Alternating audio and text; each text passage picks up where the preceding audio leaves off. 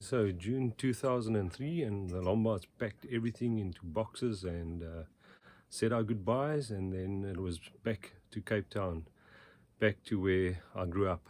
Um, yeah, on my birthday, we arrived on one of the most beautiful wine estates I've ever seen, Lourensford Wine Estate, and really, really special times. It's just a photographer's dream, you know, the mountains, the dams. I took photographs of everything.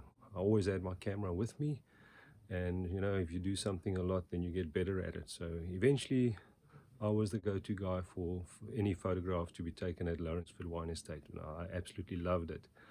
I enjoyed the farming, planted vineyards, 70 hectares right at the top in the mountains, and you know, photographed everything. When we did new developments, I photographed the progress. When they were building stuff, I photographed the before and after, and yeah, very soon, you know, I had this whole data bank of everything. I mean, great moments. I mean, even when I saw snakes or puff adders, I grabbed the camera and I took pictures of that. Some scary moments. Um, I still remember the first time I met Dr. Visser. We had this green monster that did some soil preparation, and Dr. Visser arrived with famous winemaker Bayer Streeter, and I got to take some photographs and sort of document that as well, which was amazing. You know, first time I met Dr. Visser, and I've got photos of that.